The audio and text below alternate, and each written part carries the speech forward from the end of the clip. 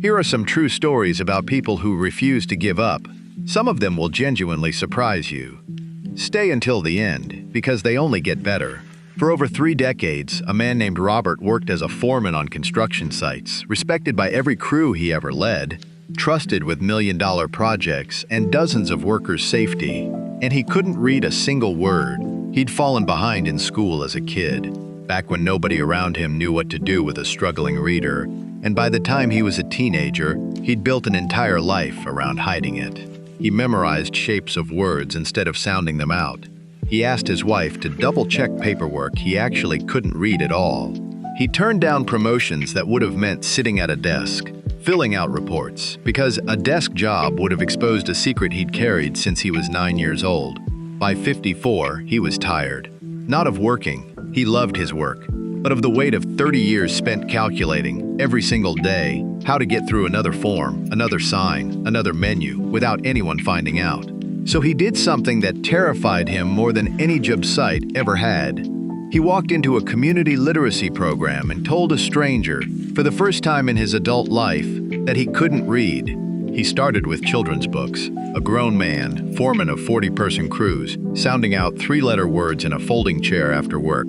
He said later that the first time he read a full sentence out loud without help, he had to leave the room because he was crying too hard to continue. It took him 2 years. Slow, humbling. Some nights he wanted to quit because it felt like it should have been easier at his age. But he kept showing up. At 56, Robert read his first full book cover to cover, a decision he described as more satisfying than any building he'd ever helped put up.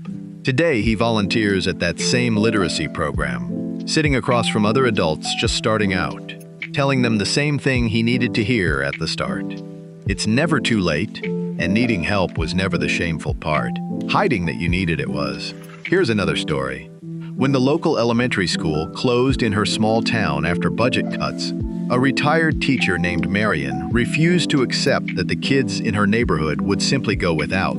She was 68, living alone on a fixed pension that didn't leave much room for extras. But she had a garage, a stack of old textbooks she'd never thrown away, and 40 years of knowing exactly how to hold a room of restless 8-year-olds.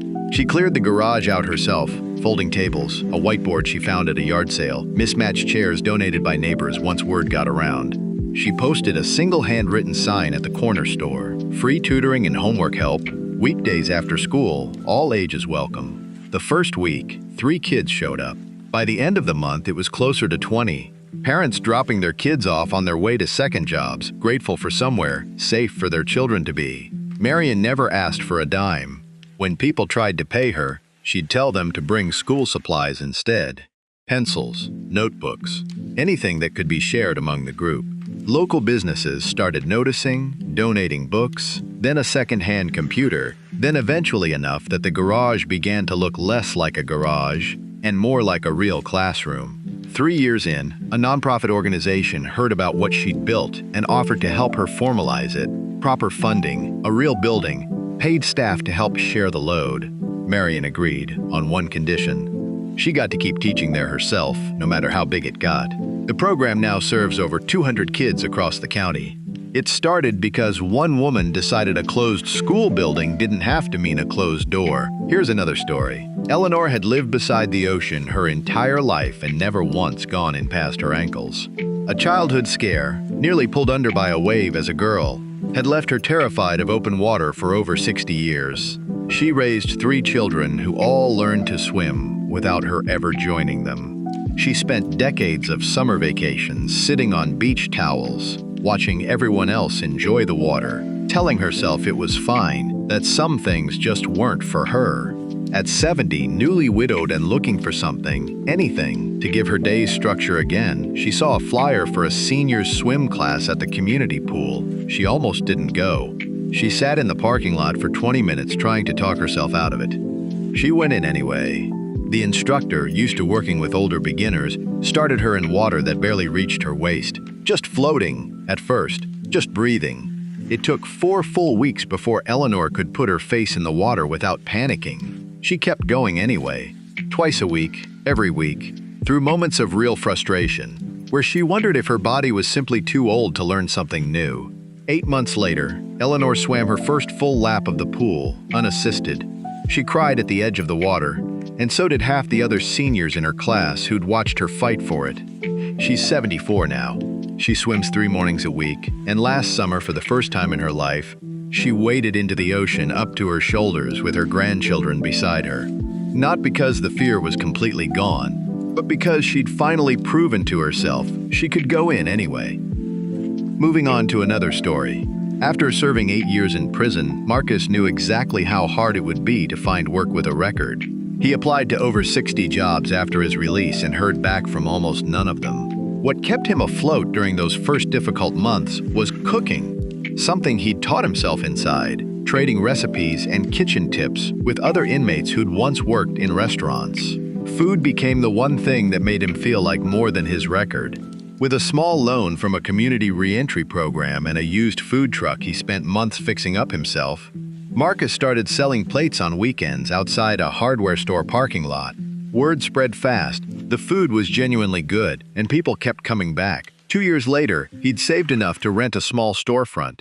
He named it after his daughter, born the year before he went in, now a teenager he was working hard to rebuild a relationship with. But the part of his story that mattered most to him wasn't the restaurant itself. It was who he chose to hire.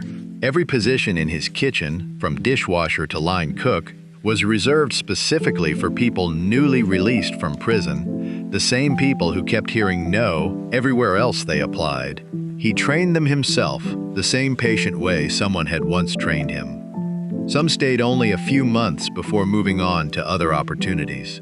Others became the backbone of his growing business. Today, his restaurant has expanded to a second location, employing over 30 people who all share one thing in common. Someone believed they deserved a real second chance, and it changed the direction of their lives entirely.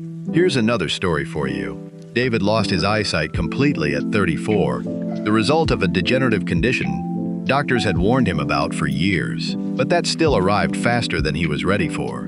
For the first year after going blind, he barely left his apartment. The man who used to run 5 miles before work every morning couldn't figure out how to walk to the mailbox without help.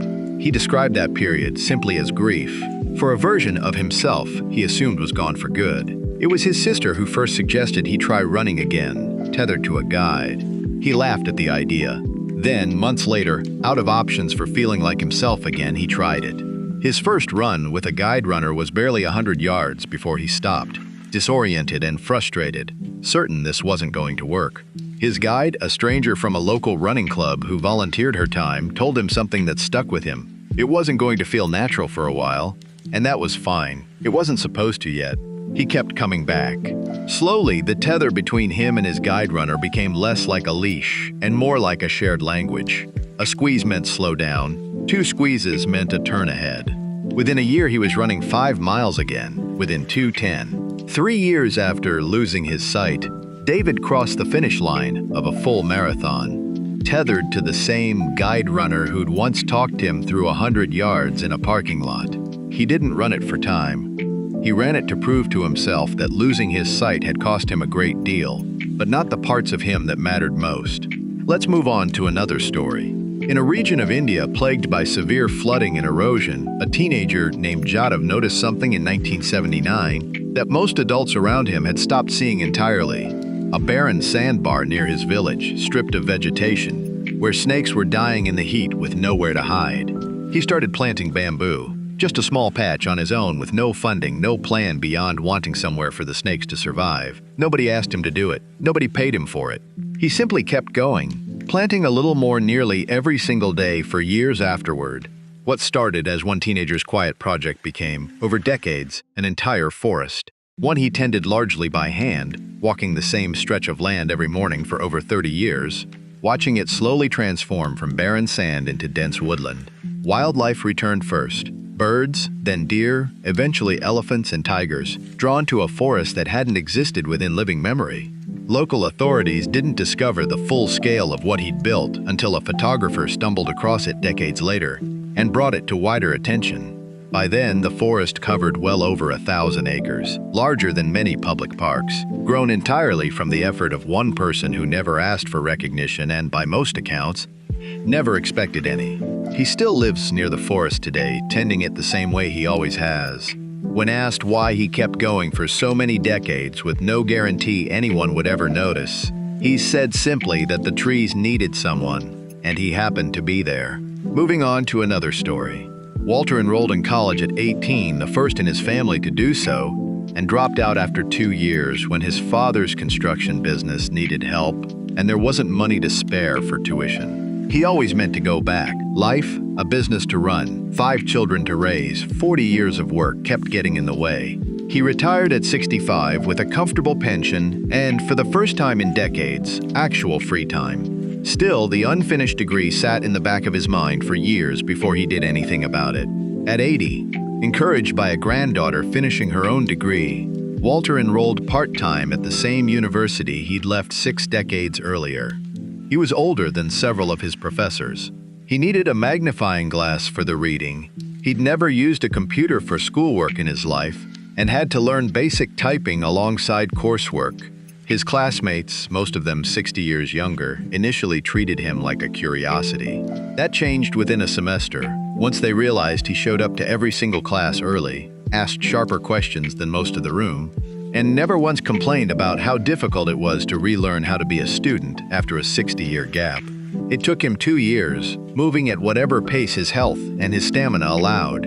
At 82, Walter walked across a graduation stage to finish the degree he'd started as a teenager, surrounded by 5 children, 11 grandchildren, and a university auditorium that gave him a standing ovation before he'd even reached the podium. He said afterward that the hardest part was never the coursework. It was believing, at 80, that starting again was still worth doing. Let's move on to another story. Patricia retired from nursing at 62 after 40 years in emergency rooms, ready for a quieter life of gardening and visiting grandchildren. She'd earned it, and nobody who knew her career expected to see her back in scrubs again. 3 years into retirement, her region was hit by a healthcare staffing shortage severe enough that local hospitals put out an open call for any retired medical staff willing to return, even part-time, even temporarily. Patricia read the request and sat with it for exactly 1 night before calling the hospital herself the next morning. Returning wasn't simple.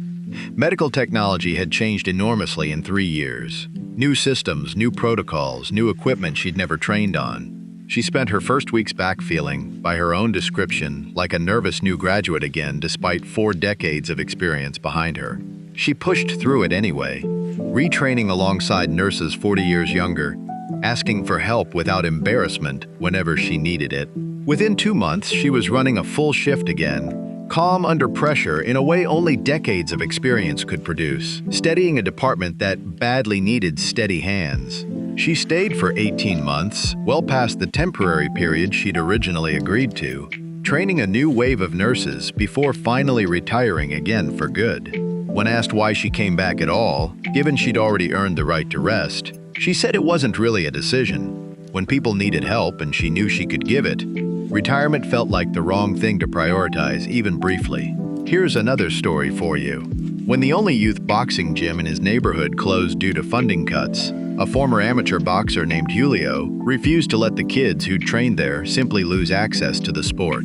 He didn't have money for a new facility. What he had was a section of an empty parking lot behind a church that let him use the space for free, a handful of donated punching bags, and years of experience training under coaches who'd once done the same for him as a kid, with nowhere else to go. He started coaching 3 afternoons a week, entirely unpaid, working around his full-time job at a warehouse. Word spread through the neighborhood fast. Parents who'd worried about their kids having nowhere structured to spend afternoons started showing up in growing numbers. Julio never charged a fee. He made one rule clear from day one. Report cards mattered more than punches, and any kid whose grades slipped would be sitting out of training until they came back up, no exceptions. Over 4 years, dozens of kids passed through that parking lot gym, several going on to compete in regional amateur tournaments. But Julio has said the boxing was never really the point. It was structure, discipline, and somewhere safe to be during the hours right after school let out, when trouble was easiest to find. Eventually, a local business donated space in an old warehouse, giving Julio an actual roof for the first time. He kept every rule exactly the same. The only real difference, he said, is that practice doesn't get rained out anymore. And here is one final story. A group of engineering students from a rural university noticed that their own home village, less than an hour from campus, still relied on a water source contaminated badly enough to cause regular illness among children and elderly residents. Rather than treat it as a class project to be handed in and forgotten, 5 students decided to actually build a solution themselves, researching low-cost filtration systems suited to their region's specific water conditions using equipment and materials they could realistically access. Their first attempt failed within weeks, the filtration system clogging faster than expected under real village conditions their lab testing hadn't accounted for. Their second attempt worked better, but was too expensive to build more than a single unit. It took nearly a full year of trial, failure, and redesign, working around their own coursework and part-time jobs, before they landed on a version simple and cheap enough to realistically reproduce at scale using largely local materials. They installed their first full system in the village themselves, running it for months to prove it worked before approaching local officials for support to expand it further. Skepticism was high at first. The village had seen outside promises before that never materialized. 3 years later, their design has been installed in over a dozen surrounding villages, developed almost entirely by students still in their 20s who simply refused to accept that the place they grew up in had to keep drinking unsafe water. 2 of the original 5 have since built entire careers around expanding the same project to other regions facing the same problem.